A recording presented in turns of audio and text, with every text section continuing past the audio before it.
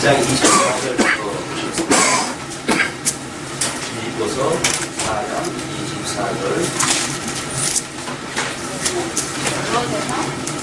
골로새서 1장 24절. 내가 이제 너희를 위하여 받는 괴로움을 기뻐하고 그리스도의 남은 고난을 그의 몸된 교회를 위하여 내 육체에 지고노라.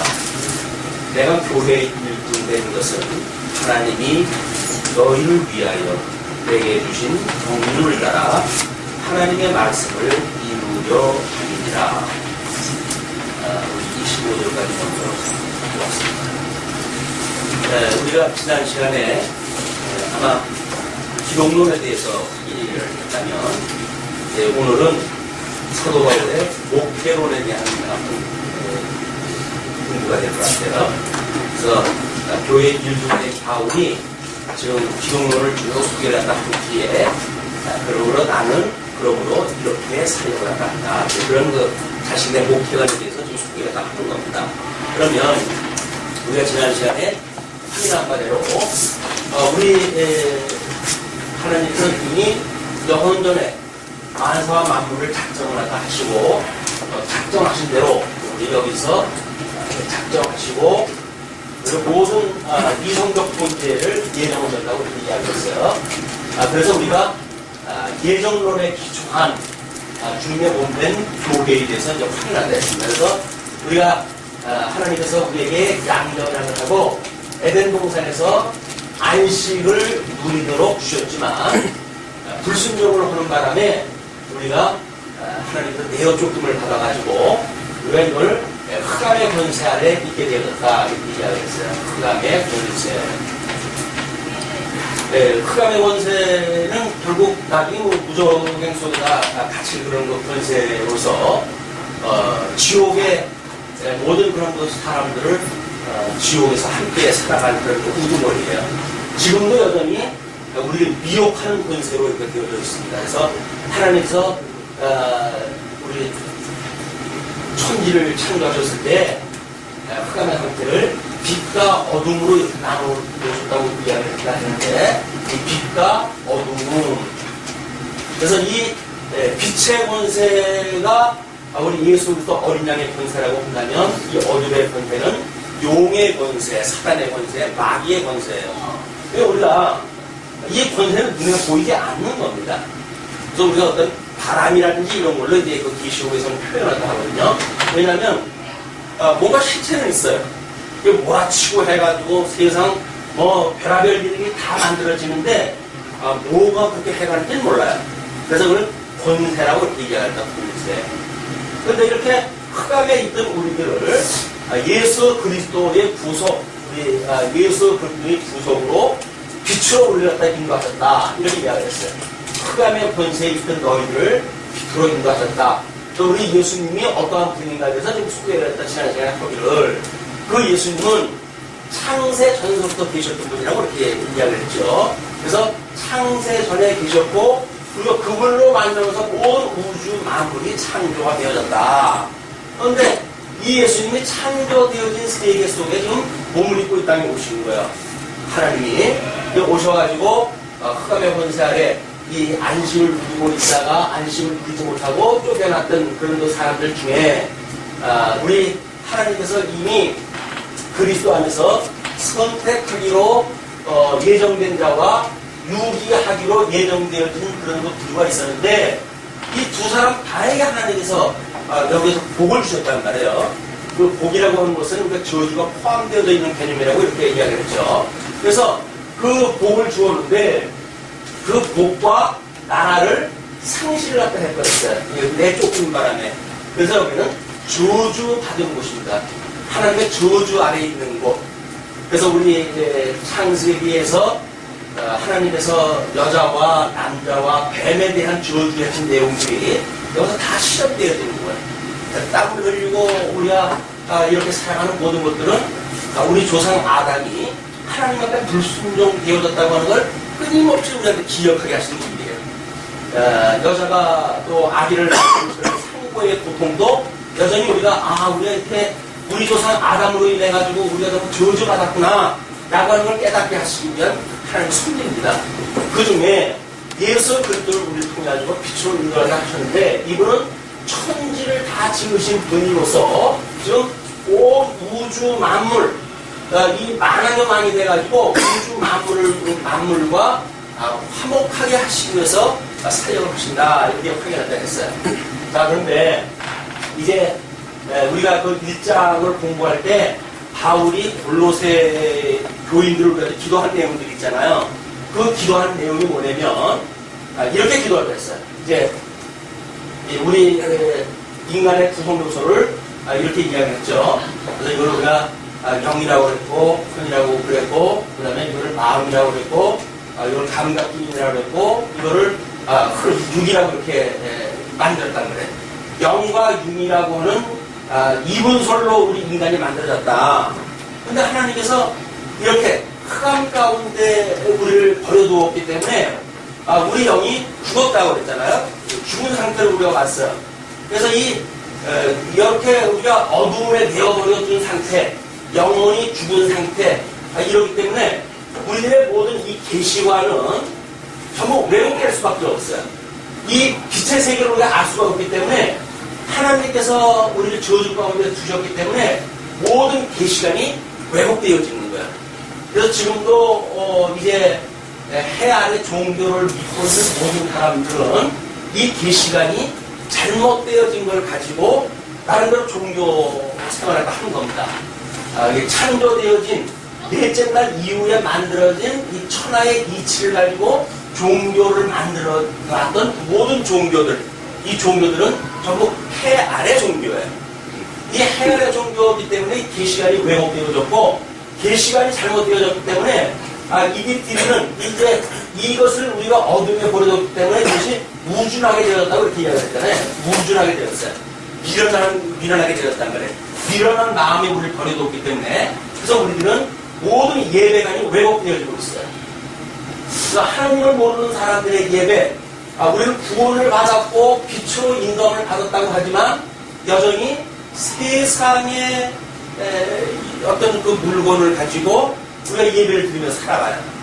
그래서 우리들은 나는 그러진 않아요. 나는 예수님만 믿고 하나님만 예배를 했다 해요 라고 이야기를 하지만, 모든 탐심을 가지고 드리는 예배가 전부 우상 숭배라고 하는 예배를 드리는 예배. 우리는 이 예배관이 왜곡되어졌고, 그 다음에 우리 하나님의 이 마음을 탐욕 가운데 우리를 버려뒀다 그러잖아요. 이 탐욕 가운데 주어졌던 우리들의 마음들은 미련하기 때문에 하나님 앞에 우리가 이 살아가는 모든 이 세계관이 왜곡될 수밖에 없어요. 그래서 절대 주관자도 배제가 되어진 그런 세계관을 가지고 우리가 살아가게 되어진다. 그리고 부끄러운 마음에 우리를 내어버렸다 그랬잖아요. 그 부끄러운 마음을 두었기 때문에 모든 이 예술관이 왜곡되어져 있어요. 그래서 하나님이 기뻐하시는 어떤 예술을 갖다 우리가 펴가는 것이 아니라 인간이 자기의 어떤 감각등을 만족시키기 위한 예술을 갖다 우리가 펴가고 있는 것이 타락되어져 있는 세계 예술관이에요. 그리고 이제 우리가 우리를 합당치 못한 일을 하게 하시기 위해서 여기를 내어버렸다고 했잖아요. 그렇기 때문에 타락되어진 인간들의 모든 윤리관이라고 하는 그거는 철저하게 하나님 앞에 절대 아까운 데 만들어진 윤리관이에요. 그래서 하나님이 없다 하는 이런 그 타락되어진 인간들이 가지고 있는 모든 것이 왜곡되어졌으니까 우리를 흑암에 우리를 버려두었다. 그래서 흑암의 권살이 우리가 있었다라고 하는 그 이야기는 이렇게 살아갔다 그 이야기예요. 예수님을 믿기 전에 다들 이렇게 살아간 거예요 우리가.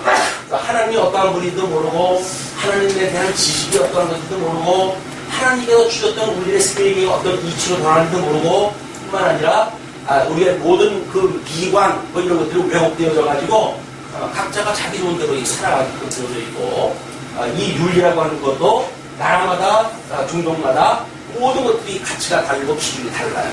왜냐하면 타락되어져 있는 인간들이 자기네들의 어떤 조상들이 가지고 있었던 조상으로부터 물려받았던 이런 이치를 가지고 공부했기 때문에 그렇습니다. 그러니까 골로새 교회의 모든 문제는 이런 문제를 가지고 있는 자들의 공격이에요. 이런 거로부터 우리 빛으로 옮겼기 때문에 예수 그리스도 안에 있는 성도들에게 강구한 내용이 1장 말미에 지금 소개가 되어졌잖아요. 그 1장 말미에 소개되어져 있는 것이 뭡니까? 그것이 여기에 우리가 영과 육으로 중생되어졌어요. 죽었던 우리들이 다시 살아났죠. 이게 중생되어졌어요. 우리의 영혼이 다시 중생되어졌고, 그리고 우리들의 마음은 아직도 이 성령의 소욕과 육신의 소욕을 따라가서 살아갈 수밖에 없는 두 가지 마음을 가지고 살아가게 되어졌다. 그리고 우리의 이 육은 이제 어떠한 그릇으로 쓰이는가는 성령의 어떤 권세에 의해서 쓰임을 받게 되면 성령의 도움으로 쓰임을 받는 그릇이 되지만, 어둠의 권세에 의해서 쓰임을 받게 되어지게 되면 어둠의 이 육신의 소욕을 따라서 맺게 되어지는 열매를 맺으며 살아가게 되어지는 이런 구조를 우리가 가지고 있게 되어졌다. 그래서 우리 1장 말미의 그 이야기를 이렇게 한번 보시면 좋겠어요. 기도했던 그 내용이 지금 사도 바울이 골로새 교인들한테 기도하기를 이렇게 하죠. 9절에 이로써 우리도 듣던 날부터 너희를 위하여 기도하기를 그치지 아니하고 구하노니.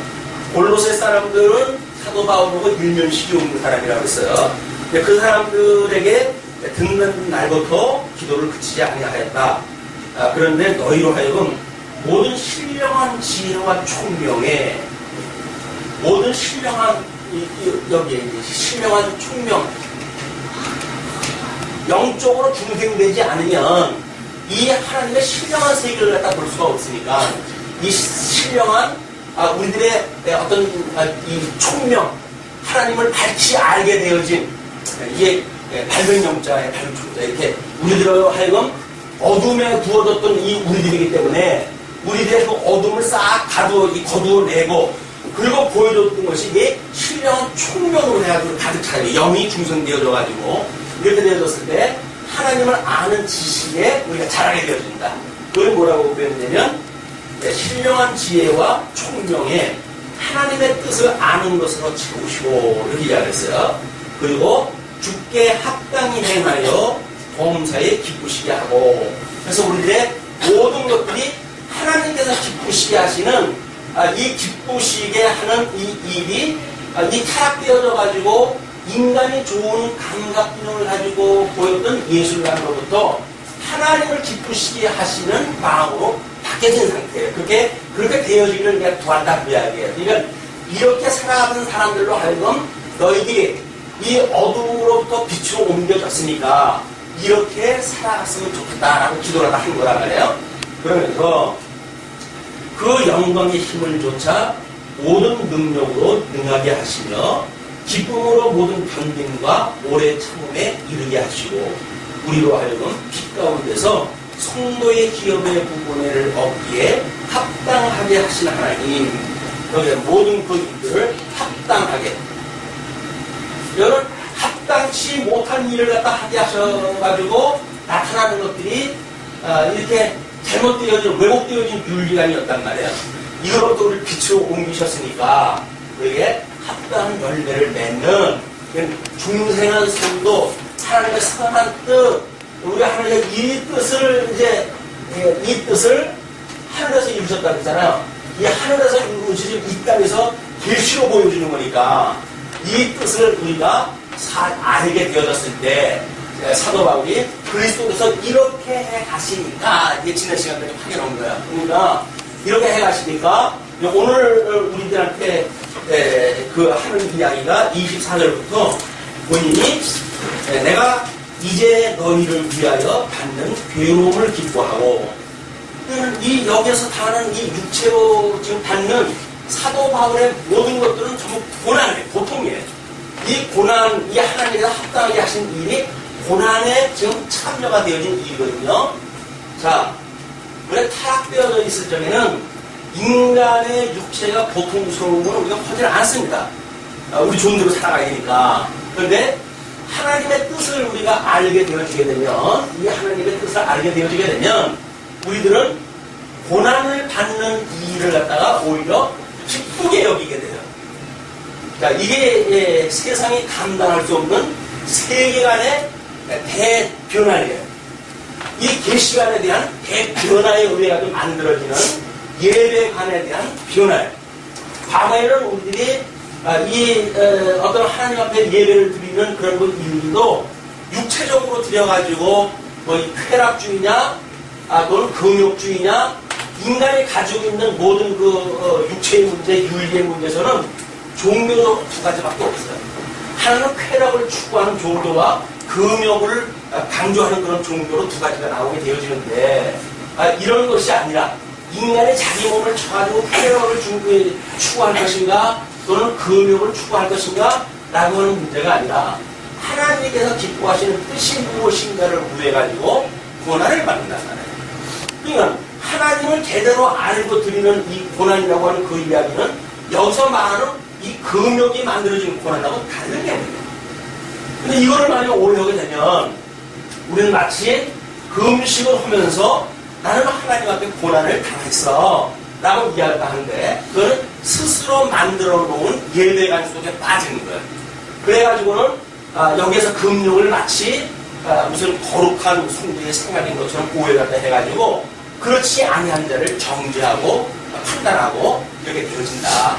지금 이 사도 바울이 육체의 괴로움 이런 것들을 뭐로 정의했다고 하냐면 그리스도의 남은 고난이라고 그래요.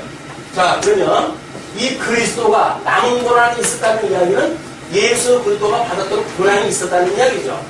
그리고 이 주님의 몸된 교회는 남은 이 고난에 대한 일이란 말이에요. 이걸 채우고 있단 말이에요. 그러면 예수 그리스도의 고난이 뭡니까? 예수 그리스도의 고난이 하나님의 아들이신데도 불구하고 이 하나님께서 동등됨을 하나님과 동등됨을 취하지 아니하시고 인간의 몸을 입고 이 땅에 스스로 낮아지셔가지고 십자가에 못 박아 죽임을 당하시는 데까지 오신 것이 고난의 사건이에요. 그러니까 예수를 믿는다는 이야기는 우리는 이제 너무 부유한 시대에 살다 보니까 예수를 믿으면 복 받아요. 예수를 믿으면 건강해요. 예수를 믿으면 내 마음대로 무엇이 돼요. 라고 생각을 하지만 원래 기독교라고 하는 것은 그것이 아니라 이 예수 그리스도의 고난에 참여되어진 것이 우리가 예수를 믿는다는 이야기예요. 우리 주님이 고난받았다고 하는 것을 믿는 믿음, 이 믿음의 세계가 주님께서 이렇게 믿는 이 뜻이 지금 하늘에서 이루어졌던 이 주님의 뜻이 이렇게 주님의 몸된 교회를 통해 가지고 이분께서 친히 통치를 하신다고 믿어진단 말이에요. 그럼 우리가 예수님을 우리 주님이라고 믿잖아요. 이걸 우리 주님이라고 믿어요. 주님은 고난을 당했는데 우리는 잘 먹고 잘 사는 것이 이 하나님께서 기뻐하시는 뜻일까요? 우리들의 모든 예배관은 왜곡되어진 예배관을 가지고 지금 우리가 소위 기독교라고 하는 걸 가지고 살아간단 말이에요. 기독교가 마치 어떤 부여로운 삶을 사는 것이 기독교인 것처럼 호도를 하는데 기독교라고 하는 것은 고난의 종교입니다. 그래서 우리 사도행전에서 나타나는 모든 것들을 보게 되면 뭐예요? 예수를 그리스도로 증거하다가 전부 고난받는 사람들의 이야기예요. 그리고 우리가 지난 시간에 특강에서도 공부를 했지만 초대교회 때 우리 믿음의 선배들이 당했던 일이 다 뭡니까? 예수를 믿는 일들로 인해가지고 전부 순교당하고 핍박당하고 했던 내용들이에요. 그 피값에 기초를 해가지고 주님의 몸된 교회의 진리가 보존되어지고 개성되어져 왔단 말이에요. 이런 걸 오해하게 되면 진리라고 하는 우리 예수 그리스도의 그 진리에는 관심이 없고 세상이 주는 이 부요에 우리가 빠져버리게 되어지니까 이 부요에 너희들이 있는 것이 아니다. 라고 하는 걸 지금 우리 사도 바울이 골로새 교회에게 지금 이야기를 하는 거죠.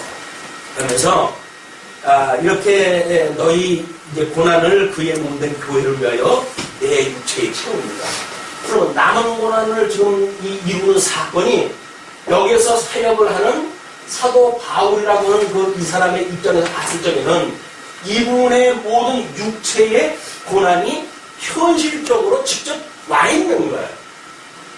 말로만 지금 고난에 참여하는 것이 아니란 말이에요. 나는 예수님을 믿어요. 우리 사도신경을 외우는 것처럼 우리 주님께서 본디어 빌라도의 고난을 받으사 십자가에 못 박아 죽음을 당하시고 뭐 이렇게 해가지고 예수님이 죽으셨다고 하는 걸 입으로 외우는 것이 아니라 사도 바울은 자기의 이 사도직을 감당을 하면서 결국 자기의 몸에 고통이라고 하는 현실에 뛰어 들어가는 거예요. 어떤 이론적으로 우리 복음이 믿어지는 것이 아니라 삶이라고 하는 전인적인 신앙 고백을 하는 것이 육체의 고난을 통해 가지고 나는 예수 그리스도를 믿어요 라는 이야기란 말이에요. 사도신경으로만 우리 예수 그리스도께서 본디오 빌라도의 고난을 받으시고 성령 우리 마리아 몸에서 나시고 또는 본디오 빌라도의 고난을 받으시고 십자가에 못 박아 죽으셨음을 내가 믿어요 라고 하는 어떤 그냥 문장으로 외워지는 이론으로 외워지는 지식세계가 아니라 그분이 믿어진다고 하는 그 믿음의 세계는 이 삶이 우리의 삶을 직접 그렇게 해간단 말이에요. 그런데 우리는 교회에 와서 예수를 믿는다고 한다면 이런 고난을 채우는 삶보다는 어떤 삶을 원합니까? 여전히 세상이 주는 모든 부요에 이 세상에 주는 이 부요는 가시적인 부요 아니에요. 명예든 우리 종기든 또는 이 재물이든 눈에 보이는 부요를 우리가 마치 예수 그리스도의 이 부요로 오해를 하고 살아간단 말이에요.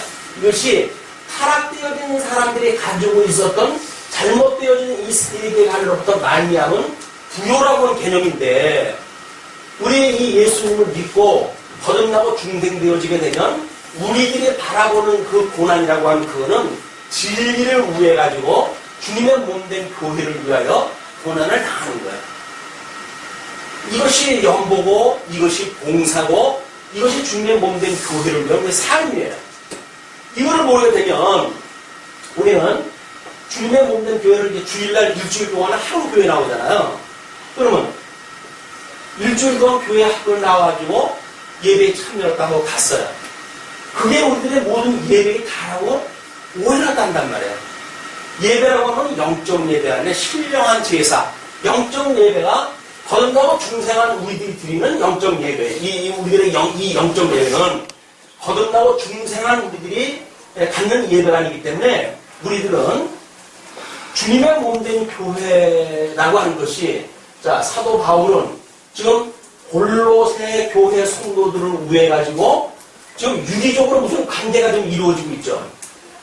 그것이 뭐냐면 바울이 자기 육체의 고통을 통해가지고 복음을 증거하는 사역으로 지금 이루어지고 있단 말이에요. 그럼 이 주님의 몸된 교회라고 하는 맥락에서 봤을 때 우리 가시적인 현재 우리 교회를 본다고 했을 때 이거는 나름대로 말씀을 공급하는 자와 말씀을 듣는 자와 이런 자들의 관계를 통해가지고 주님의 이 몸된 교회라고 하는 체제가 지금 운영되어진 거 아니에요. 주님의 몸된 교회의 이 체제라고 하는 것이 그렇기 때문에 그냥 우리가 행정을 한다든가 체제를 통해가지고 뭘 한다든가 라고 하는 그것이 그냥 어떤 세상의 이치를 가지고 조직을 나누고 그렇게 하는 게 아니에요. 우리가 예수 그리스도의 한 몸이라고 하는 걸 깨닫게 하시는 작업이 우리 예수 그리스도 한 몸 된다고 했잖아요. 그러면 머리 대신 예수 그리스도의 몸된 교회는 한 몸이야, 한 몸. 그럼 한 몸이 조직을 통해가지고 어떤 유기적인 관계를 통해가지고 성장하도록 주님께서 해가시겠죠. 그것이 주님의 몸된 교회 한정이라고 하는 원리로 또는 그 봉사라고 하는 이름으로 조직이라고 하는 이름으로 지금 쓰임을 받고 있는 거예요. 이걸 모르게 되면 우리는 교회 생활이 그냥 교회에 왔다가 예배 드리고 가고 하는 것이 교회 생활로 오해를 해버리고 만들니까요. 교회 생활은 교회 자체 내에 이런 시스템을 배우지 않냐고는 성도의 유기적 관계를 우리가 알 수가 없어요. 이 유기적 관계를 모르고 우리가 봉사를 한다, 또 연보를 한다라고 하는 건 아무 의미가 없어요. 한국교회 지금 이런 많은 문제점들은 이쪽으로부터 부여로운 사람들이 이 부를 더욱 창출하기 위해서 그래가지고 여기 교회에다가 돈을 집어넣는 거예요.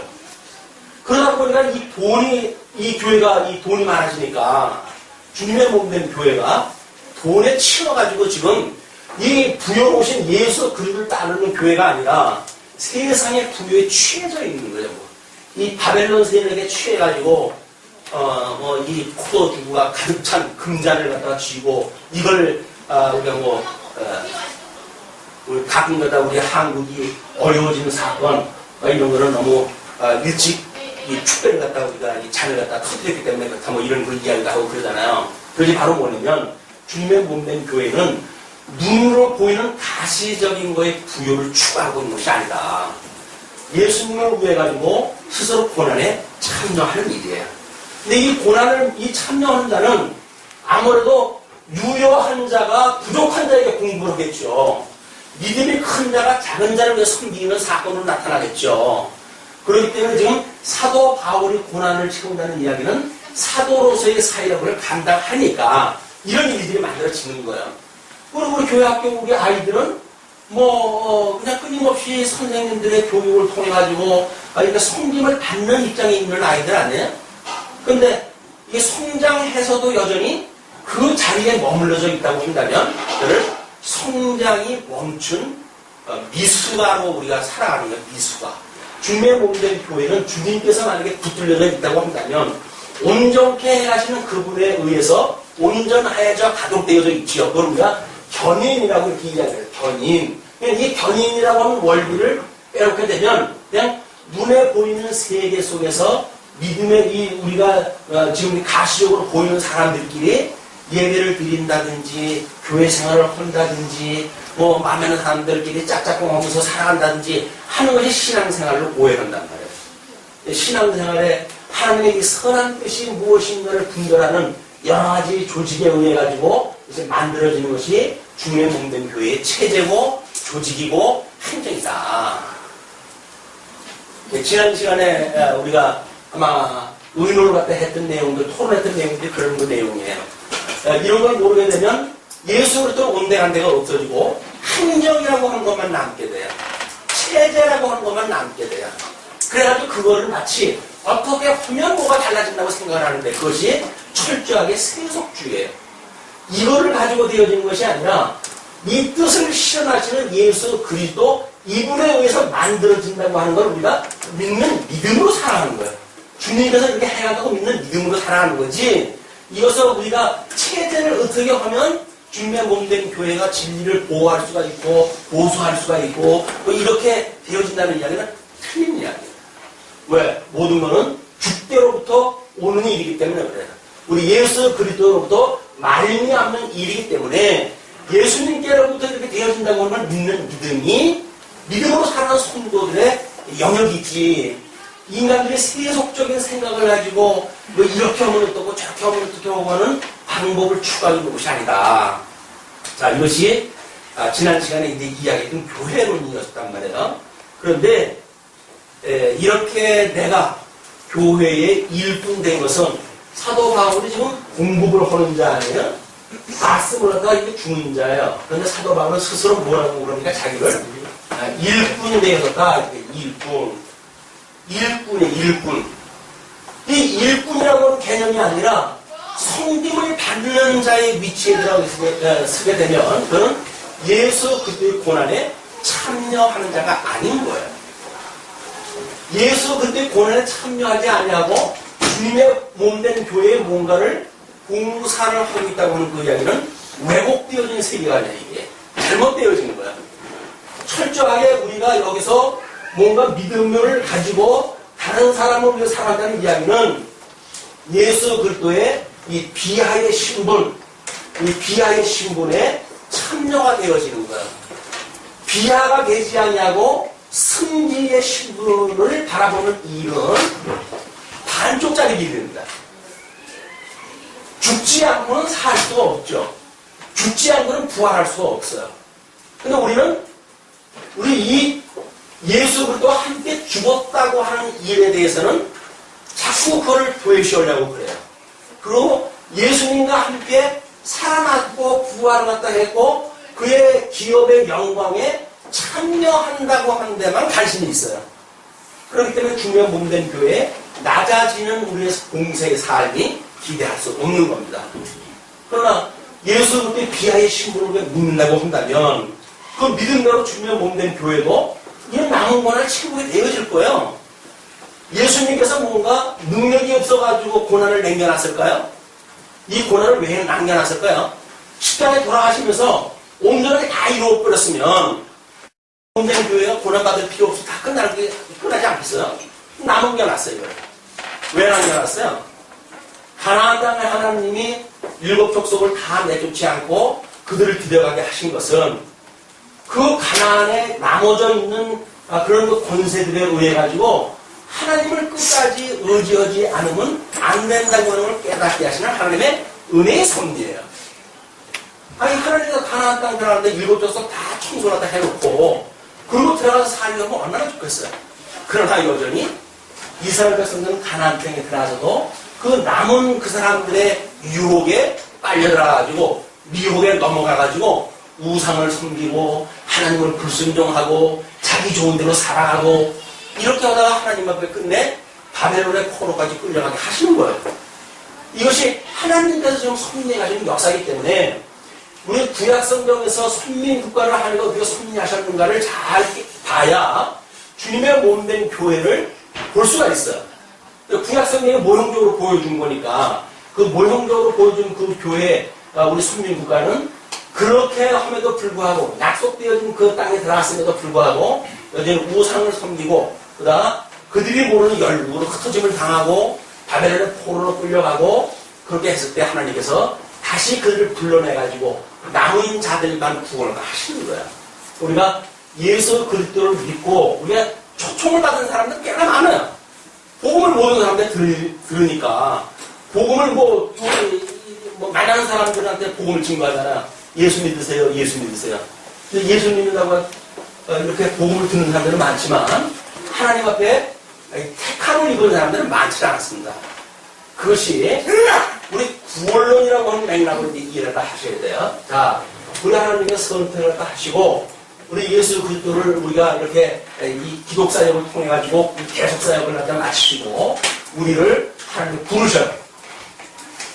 소명이라는 이야기하는데 부르실 때 우리가 죽었으니까 이 부르심을 입은 모든 성도들이 죽어져 있는 가운데 하나님 앞에 응답할 수가 없잖아요. 그냥 하나님께서 이 부르심을 준 자한테 중생을 시키셔요. 거듭나고 중생을 해야 우리가 죄인인 것을 깨닫고 하나님 앞에 회개에 이르게 되어집니다. 그럼 이 하나님 앞에 회개를 보고 우리 하나님께서 우리한테 이제 그 믿음을 주셔요. 믿음을 주시고 이 믿음을 보고 의롭다고 칭해 주셔요. 그리고 우리들로 하여금 양자를 삼으셔요. 이 양자까지 삼는 그런 분들이 거의 동시적인 사건이죠. 동시적인 사건이지만 이 동시적인 사건을 논리적으로 나누었을 때 이런 순차에 의해 가지고 우리가 하나님을 아버지라고 부르게 되어진단 말이에요. 그 빛으로 인도해냈다 너희를 그 이야기가 하나님이 우리를 아들 삼으셨다 그런 그 이야기예요. 여기까지는. 그런데 주님의 몸된 교회가 아직도 육신의 소욕을 가지고 있고 성령의 소욕을 가지고 있기 때문에 두 마음을 가지고 있기 때문에 우리들의 이 두 마음은 끊임없이 갈등 관계에 있을 수밖에 없어요. 이것이 하나님의 말씀으로 점점 성장되어져 가는 것을 우리가 성화라고 이렇게 이야기해요. 성화. 거룩하게 되어진다는 거예요. 하나님 앞에. 이 거룩하게 되어져 가는 이런 그 우리들을 우리 주님 오시는 그날까지 끝까지 우리를 붙들어 주신다고 하는 것이 견인의 원리를 믿는 거예요. 우리는 여기서 선택되어진 사람들은 이렇게 되어져요. 선택되지 아니하고도 부르심을 입었다고 생각하는 사람들이 있어요. 그 믿음으로 그러는 것이 아니라 이론적으로 믿는 거예요. 타락되어진 이런 그 세계관에 의해서 나는 부르심을 입었어. 주님께서 예정을 다 하셨어. 라고 이야기를 해요. 근데 우리 주님께서 예정한 적도 없어요. 근데 스스로가 자기는 부르심을 입었고 중생되어졌고 회개되어졌고 그리고 믿음을 가지고 우리 주님께서 의롭다고 칭해주셨고 아들을 삼아주셨다고 우리가 그냥 말로는 고백을 한단 말이에요. 그런데 말로 고백을 하는 걸로 해서는 우리의 삶이 변화가 되지 않았습니다. 왜? 그냥 이론적인 거니까 이건 이론적인 거예요. 실질적인 우리들의 그걸 검증하게 되어지는 모든 내용들은 성화되어지는 이 과정 중에서 이 검증이 되어지는 거예요. 스스로. 내가 믿는지 안 믿는지에 대한 것이 스스로 검증이 되어져요. 스스로 검증되어질 뿐만 아니라 그분의 그런 그 믿음을 외부에서 봤을 적에는 저분은 믿는구나 라고 하는 외관적인 검증까지 이게 마치게 되어지는 거예요. 이게 주님의 몸된 교회를 통해서 끊임없이 이 체제의 돌기를 통해 만들어지는 우리 믿음의 세계다. 주님의 몸된 교회 이 낮아지시는 신분과 높아지는 신분의 피돌리기 또는 우리 신경에 대한 전달체 또는 뭐 우리의 이 근육계, 뭐 골육계, 뭐 피부계, 뭐 이런 신경계 이런 모든 계통이 결국은 하나님으로부터 말미암는다고 하는 머리 대신 예수 그리스도로부터 말미암는다고 하는 것을 깨닫게 하시는 하나님의 사역이에요. 이걸 갖다 했을 때 비로소 우리는 이 성화의 과정을 하기 때문에 이렇게 해서 우리가 이제 주님이 오라고 하시는 그날까지 주님이 붙들어 주시는 하나님 되어지고 이렇게 했을 때 영화에 이르게 되어진다. 육체의 이 장막을 벗어버리는 순간 우리는 영화로운 몸을 입고 영원한 천국에서 영원히 뭉도록 하나님과 더불어 살게 되는 것입니다. 이것이 성도의 견인이라고 그러죠. 우리 성도의 구원의 서정이라고 했어요. 선택으로부터 부심, 중생, 회개, 믿음, 신의, 양자, 성화, 견인, 영화. 이거를 구원의 서정이다. 이 구원의 서정은 우리의 여정이란 말이에요. 구원을 받는 모든 순서가 이렇게 되어 있단 말이에요. 그런데 예수를 믿는다고 하면서 우리는 이 정도까지의 어떤 협의적인 믿음, 예수님이 나를 구원을 시켜주셨어요. 라고는 협의적인 믿음이 다라고 생각하는 사람들은 이 주님의 몸된 교회 성화라고 하는 과정을 통해 가지고 우리를 굳게 해가시는, 온전케 해가시는 것을 맛볼 수가 없어요. 그분이 아주 어려가지고 그냥 그렇게 사시다가 믿음 없이 성화의 과정을 맛보지 못하고 불러가실 수도 있죠. 그러나 우리들한테 남은 인생을 줬다는 이야기는 이런 세상의 부여로부터 우리가 적극적으로 대응을 하면서 선한 싸움을 싸우면서 주님의 낮아짐에 참여해 하면서 성장된다고 하는 걸 체험하는 과정이란 말이에요. 그럼 우리는 세상의 부여와 싸워야 되잖아요. 이 세상의 좀 미혹에 우리가 끊임없이 선한 싸움을 싸워야 된다고요. 그런 선한 싸움이 싸우는 것이 아니라 안 줘서 걱정이죠. 안 줘서 걱정이에요. 뭐 이걸 오는 걸 갖다 방해하고 뭐 이런 불의를 통해 가지고 어떻게든지 이걸 갖다 얻고 이렇게 해서 우리가 살아가고자 하는 것이 이 타락되어진 인간들이 가지고 있는 세계니까 아마 이번에 그 올림픽을 통해 가지고 김연아 사건 때문에 우리는 이런 일이 있을 수 있나 뭐 이렇게 해가지고 저런 모든 사람들이 울고 났다가 이제 터뜨린 것 같아요. 그런데 이것이 하나님을 모른다고 하는 세계에서 만들어내는 일등주의가 취하는 우리들이에요. 이 일등주의가 만들어내는 금메달을 수단 방법을 가리지 않고 따내는 것이 여기에서는 제일로 치는 거예요. 그러나 만약에 우리 예수님을 믿는다고 한다면 주택 되어지는 거니까 그 나이가 어린 김연아가 어떻게 그런 이야기가 하는지 모르겠어요. 점수를 주는 거는 심판의 몫이다. 자기 몫이 아니라는 거예요. 그 나이도 어린 그 운동선수가 어떻게 그렇게 대단한 그런 그 생각을 가지고 그런 이야기를 했는지 모르겠어요. 그러나 물론 이제 아주 10년이 넘는 그런 그 세월 동안 얼음판에서 뭐 그런 그 경기를 갖다 끊임없이 해왔고 그 세계를 잘 아니까 그런 이야기를 할 수도 있겠죠. 그러니까 우리는 이제 그런 거에 잘 모르는 사람이니까 울분을 터뜨리고 뭐 이제 이러저러고 하지만 아주 쿨하더라고요. 우리 김연아 선수는 이거는 만약에 우리 기독자라고 하는 입장에서 예수님을 믿는다고 하는 우리 입장에서는 그 사건을 어떻게 볼 것인가? 사회 부조리에 의해서 울분을 갖다가 터뜨리는 걸로 끝날 것인가요? 그 이야기는 뭐예요? 반면적으로 나에게는 그런 그 부조리가 없는가에 대한 검증의 시간인 거예요.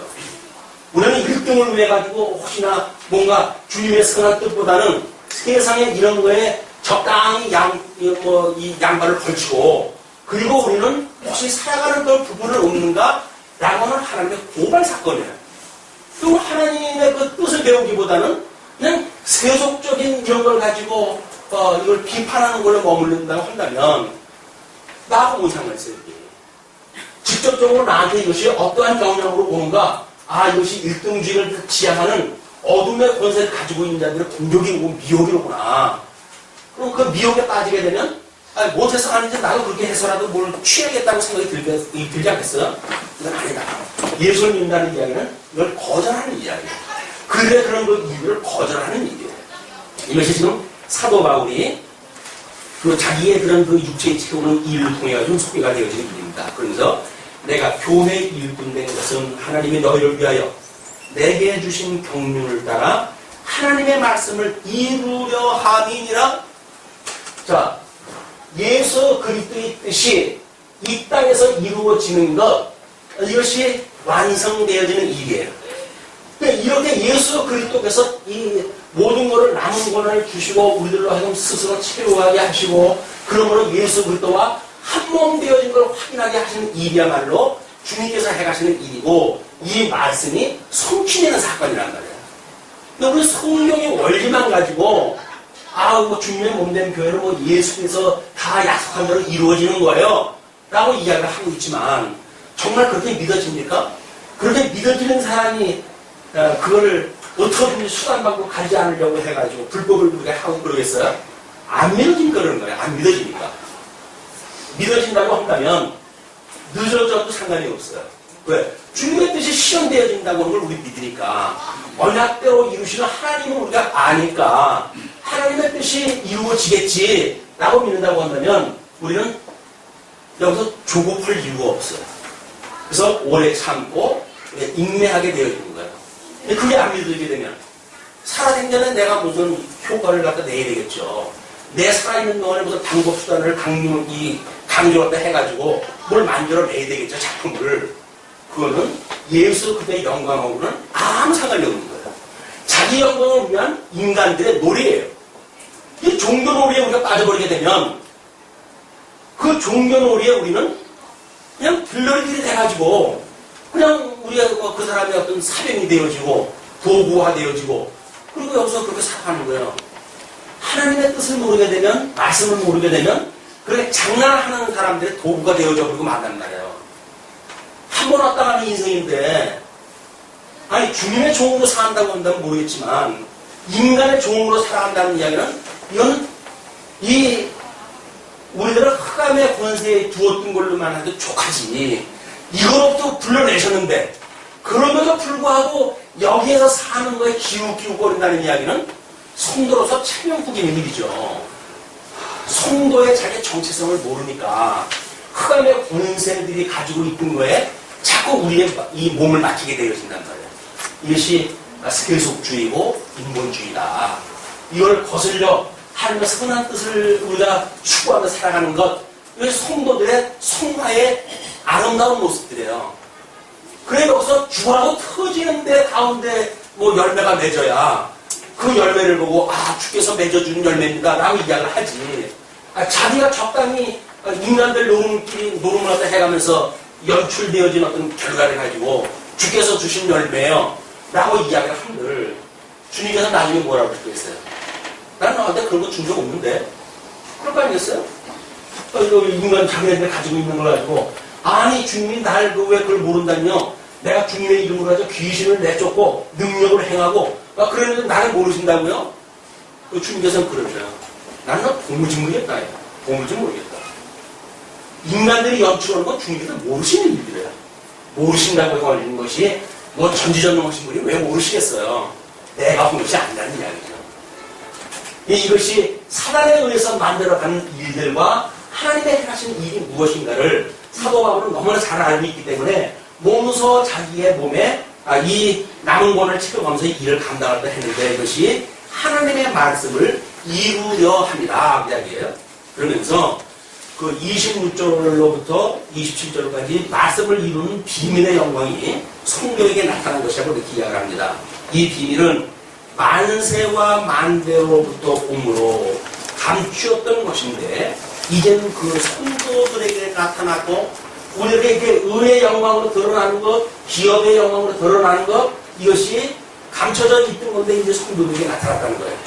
하나님이 그들로 하여금 이 비밀의 영광이 이방인 가운데 어떻게 풍성한 것을 알게 하려 하시니라. 이 비밀은 너희 안에 계신 그리스도시니 곧 영광의 소망이니라. 여기서 일어나게 하는 것들이 뭐예요? 이 속에 있는 예수 그리스도로부터 발현되어지는 거란 말이에요.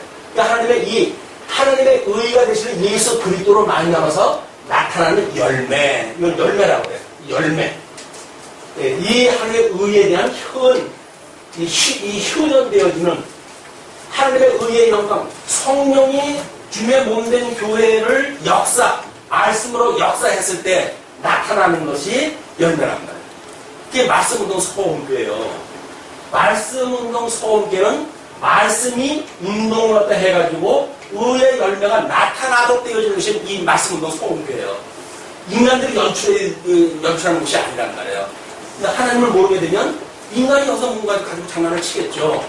뭐 세속적인 방법으로 해가지고 뭐 어떤 분은 뭐 털을 잘 잡아라 장사가 잘 된다나 뭐 이렇게 이야기도 하고 교회의 어떤 장소 문제를 이야기하기도 하고 그러는데 장사들 이야기는 맞죠. 장사들 얘기라고 한다면 길목이 좋아야 이 사람들이 들어오잖아요. 우리는 뭐 사실 길목 나쁜 건 아니잖아요. 로타리에 초입에 이렇게 있으니까. 그럼에도 불구하고 왜 사람들이 안 올까요? 길목이 나빠서 그런가요? 아닌 거예요. 하나님의 정하신 뜻에 의해서 만들어진 일이다. 그걸 우리가 확인하다 늘 할 필요가 있습니다. 그러면서 28절로 29절 성령의 역사를 따라 완전한 자로 세우려고 전파를 한다. 이렇게 이야기합니다. 우리가 그를 전파하여 각 사람을 원하고 그를 전파한다는 이야기는 이분을 전파한단 말이죠.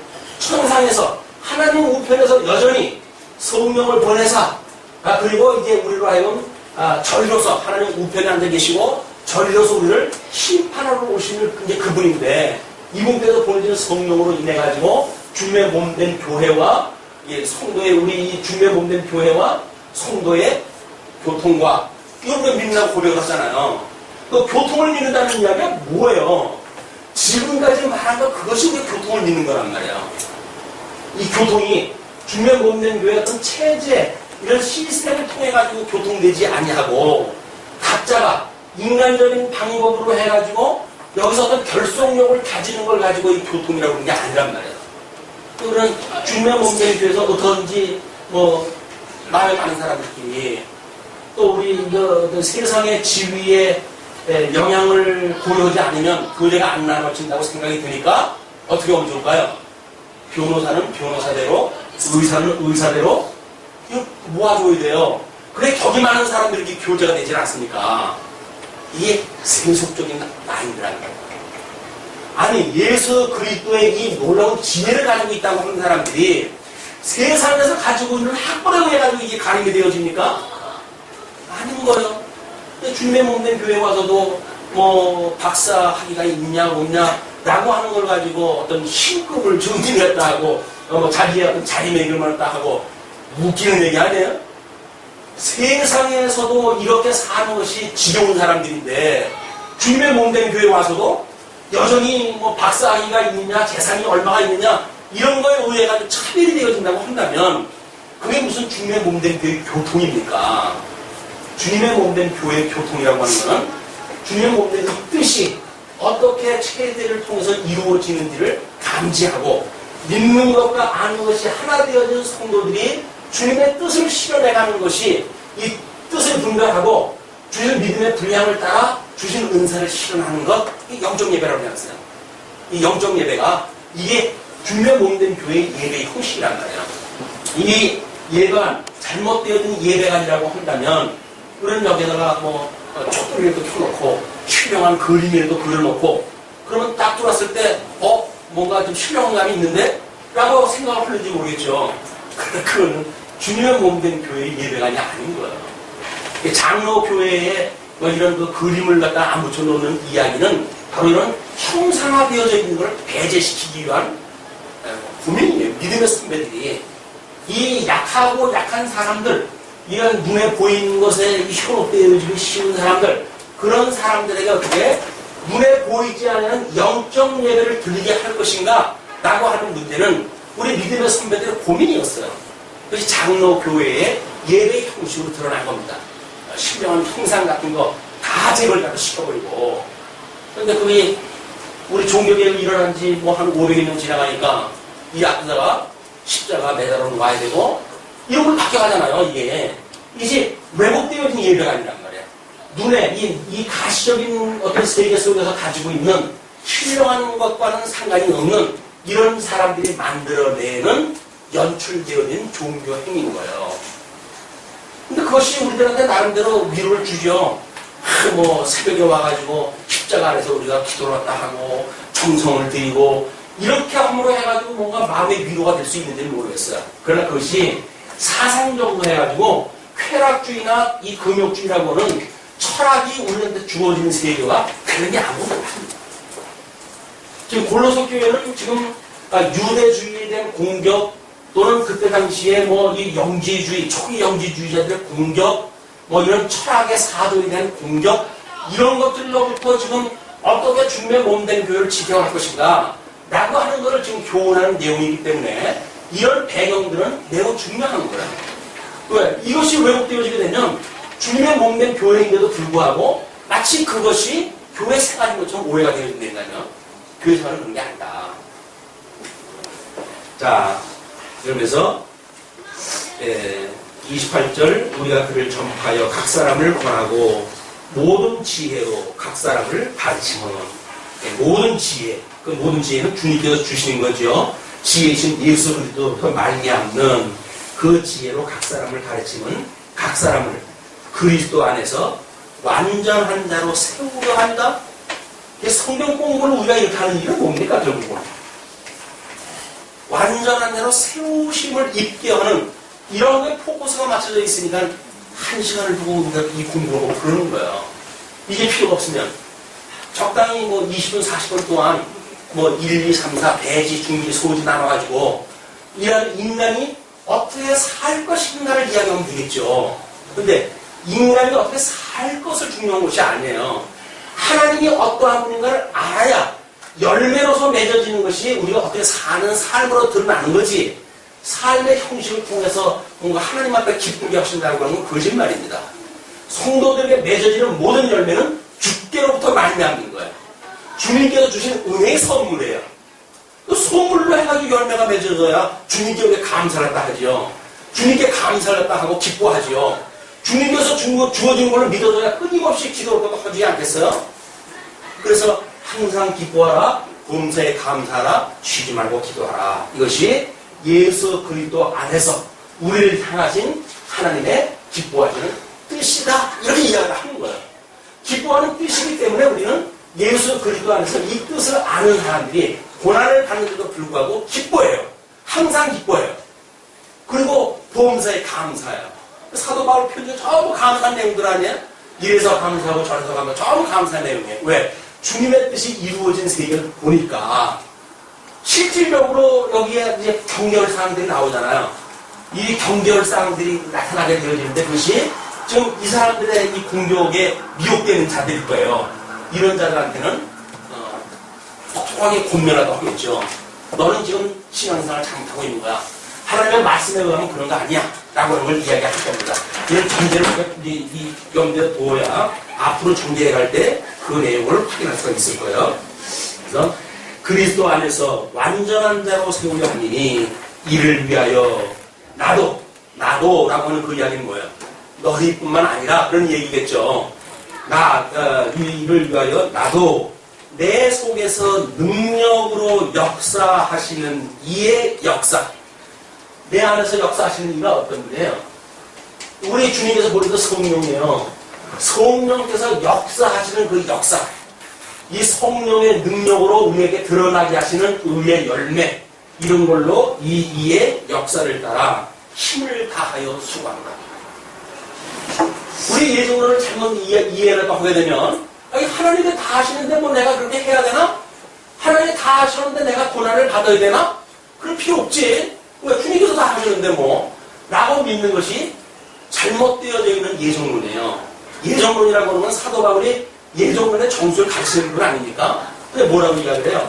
나도 이 예수 그리스도 안에서 역사하시는 그 역사를 따라가지고 수고한다. 수고. 그게 사랑의 수고인 거예요. 이 봉사하고 섬기고하는 일들이 사랑의 수고다. 사랑의 수고가 가난한 사람한테 먹을거리 주는 것이 이 사랑의 수고가 아닙니다. 교회가 세상에 가난한 사람들을 위해서 또는 소외된 사람들을 위해 가지고 그 사람들을 위해서 살아가는 것이 주님의 몸된 교회가 할 일이 아니에요. 그거는 그냥 예수를 믿지 않아도 어떤 측은지심이 있다고 한다면, 아니 이웃이 가난해가지고 밥을 못 먹는 사람이 있는데 도와주고 싶은 마음이 왜 없겠어요? 그걸 측은지심이라고 해요. 측은지심. 그 측은지심이라고 하는 그거는 우리 유교권 안에서 만들어내는 인간이 가지고 있는 속성 중에 하나예요. 그런데 그 측은지심에 의해 가지고 가난한 사람한테 우리가 뭐 먹을 걸 줬다. 그래놓고 하나님 앞에 예수님한테 가가지고 주님 제가 주님의 이름으로 이런 일을 했어요 라고 이야기를 하니까 주님께서 나는 넌 모르겠다 이렇게 이야기를 합니다. 측은지심이라고는 해 아래의 세계관이나 종교관이나 이런 걸 윤리관을 가지고 하는 것을 말하는 게 아니다. 소위 말하는 여기서 이거는 그리스도의 사랑의 역사예요. 사랑의 역사. 한 몸이 되어졌다고 믿어지는 성령의 사랑의 역사예요. 그러니까 내가 이 주님께서 나를 1만 달란트 이 빚진 자를 탕감해 주신 분 아니에요. 그런데 100달러를 빚진 자를 용서를 못하면 살아간다는 게 말이 됩니까? 그건 아니니까요. 1만 달란트 탕감받았다고 하는 게 고백되어지게 되면 100달러를 빚진 자는 100번이라도 용서받아 해주죠. 그게 믿어진다면 1만 달란트는 내가 탕감받았다고 하는 게 믿어진다고 한다면 100달러를 빚진 자는 100번이라도 우리 용서하고 살아갈 수가 있다. 안 믿어지게 되면 아니 내가 미쳤어? 이 세상에서 내가 왜 바보야? 내가 왜 그래 이래? 라고 해가지고 하나님 손을 보고 싶어질 않아요. 그거는 세상에 측은지심을 가지고 있는 사람보다도 못한 거예요. 이 세상의 측은지심보다도 못한 윤리관을 이거를 기독교에다 끌고 들어와가지고 마치 그것이 기독교에서 말하는 이런 윤리처럼 말한다고 하는 그거는 성령 예수 그리스도 안에서 역사하시는 그 역사의 능력을 무시하는 일입니다. 무시는 모르니까 그런 거죠. 모르니까 그렇지. 주님의 몸된 교회에 나타나는 것들은 의의 열매이기 때문에 하나님께서 맺게 하시는 하나님의 작업들이다. 하나님께서 맺게 하시는 하나님의 능력으로 드러나는 일들이란 말이에요. 그리고 그걸 보고 깨달으면 어떻게 해야 돼요? 대개 나라와 권세와 영광이 영원히 아버지의 것이군요. 라고 신앙 고백을 해야지. 여전히 제가 했는데요. 예수님께서 너 모른다고 그러는 얘기 같아요. 뭘 제가 해요? 기도를 하다 왜 우리가 뭐 주님 가르쳐주신 기도를 할 때마다 뭐라 그래요? 대개 나라와 권세와 영광이 영원히 아버지의 것입니다라고 말을 하잖아요. 로운이가 왔는데 잠실 말은 다 하죠. 근데 그 주석을 달아야 된다고 했어요. 무슨 얘기인지 잘 모르겠어요. 주석을 달아야 걔가 로운이가 생각하고 있는 개념과 어른이 알고 있는 개념하고 맞아질 텐데 뭐 잘 이해가 안 돼요. 뭐라고 잠실 뭐 말을 해요. 문장은 돼요. 또 뭐 주어도 있고 뭐 이렇게 다 서로서로 눈에 털어나가서 말을 하는데 무슨 뜻인지 잘 몰라요. 전달이 안 돼요. 왜 그럴까요?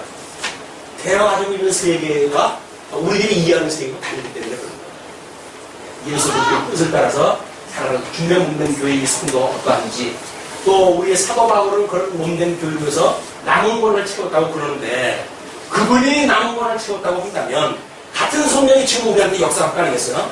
그렇다고 한다면 우리들도 남은 권한을 채우는 일에 기뻐할 수 있는 이런 성령의 충만함이 있었으면 좋겠다라는 생각이 듭니다. 이것이 아마 이 부유한 시대에 우리가 잊어버리면 안 될 만큼 중요한 사건입니다. 우리는 부유하기 때문에 예수님을 믿지 않아도 살 만큼 산다고 그런다니까요. 하나님이 없다 할 만큼의 좋은 세상으로 살아가요. 그렇기 때문에 더욱 예수 그리스도의 고난을 기억하는 이런 것들이 필요한 시대라고 생각이 듭니다. 오늘은 여기서 말씀드리도록 하겠습니다.